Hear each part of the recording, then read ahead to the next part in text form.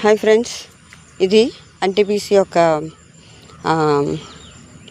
Entertainment park.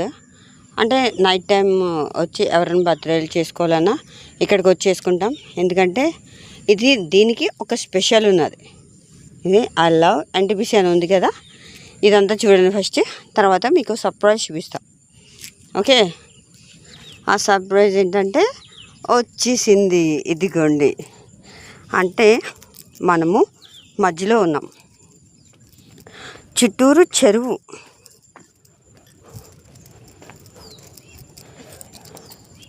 ఇదంతా చెరువు చుట్టూరు.